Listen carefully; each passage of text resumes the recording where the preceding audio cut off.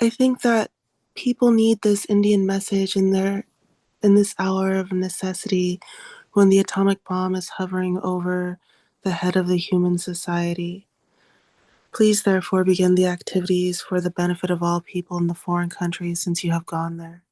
Clearly Abiy would have liked to have gone himself. Abiy also reminded Mr.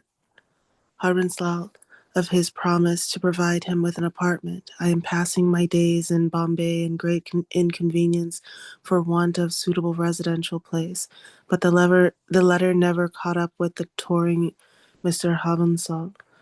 Wanting to go to the west as soon as possible, Abiy visited one of his godbrothers in Bombay, Kripa Shindu, and asked him to help. Kripa Sindhu, he came to my house and asked me to help him in going to America. He gave me some back to Godheads, which he said I could show to people to ask for help on his behalf. I tried to do something in this regard. I introduced Abi Babu to one man, a big industrialist, Hamraj Kandalwala. I went also. The three of us sat down, and I told the man how Abby wanted to go to the West and how he was a good devotee and was writing and doing so many things. But somehow or other, the man did not help. Kripa Shindu told Abby of how the Gaudiya math in Bombay had sometimes been assisted by a pious business magnate, Miss Sumati Morarji, head of Scindia steamship lines. Abhi tried to see her but was unable. He did, however, see one of Miss Maraji's employees, a deputy manager of Scindia company who heard him out and, to Abhi's surprise, responded generously. Considering Abhi a genuine sadhu, the Scindia agent offered him a 50% concession on a voyage from India to the United States. He even put it in writing. Abiy immediately began arranging for his passport and visa, but he could not even raise half the fare. Back in 1956, in Delhi, he had been struggling and homeless, and now, as he considered his last 2 years of traveling out of Vrindavana, he felt that his position hadn't really improved.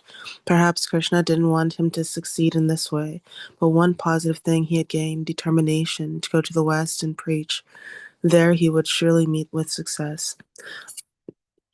Alone and poor, Abi returned to Vrindavana. He was 62, but he wasn't thinking of retiring. More than ever, his mood was reflective and renounced. Because few people knew him and because he wanted to write, he kept to himself. He enjoyed deep peace as a resident of Vrindavana.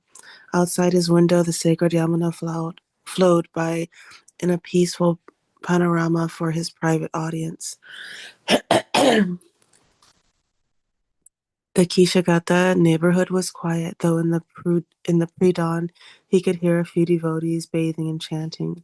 When the moon was full, the river seemed like a coolly resplendent jewel, and in the morning the sun would appear like a red smudge, a fire burning on through an opaque wall, at last bursting forth and clearing the entire sky. Until in the hot blaze of noon, while the room would be in the shadows, Abi could see from his window a shimmering sun high in the sky and glittering across the silver sheet of the gentle river. Without so much as leaving his room, from his doorway he could see hundreds of temples clustered together for miles in the friendly town of Vrindavana. The various punctual kirtanas and bell rings in the temples, the spontaneous songs to Lord Krishna and numerous hymns, and in the streets rose and filled the air with devotion.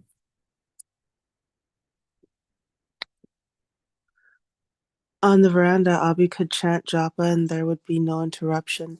He enjoyed a simple, almost carefree life of minimized physical wants.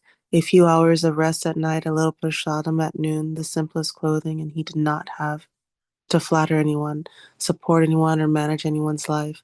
His mind and intelligence were free and dwelt constantly on the service to his spiritual master.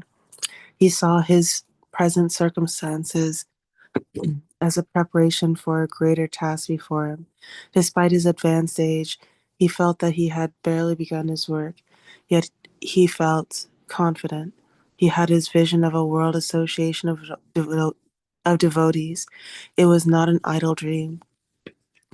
Although he was not certain it would all come about, but he knew his duty.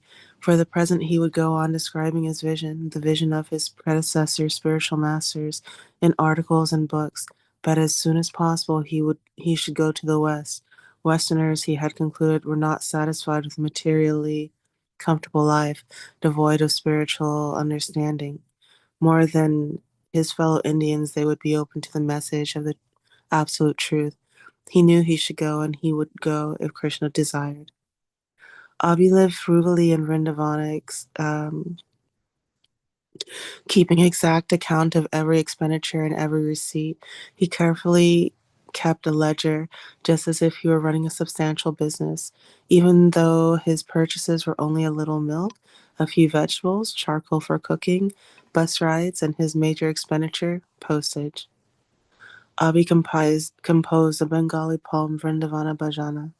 Its opening stanzas were especially self-reflective and personal. I am sitting alone in Vrindavana Dhamma. In this mood, I am getting many realizations. I have my wife, sons, daughters, grandsons, everything, but I have no money, so they are a fruitless glory.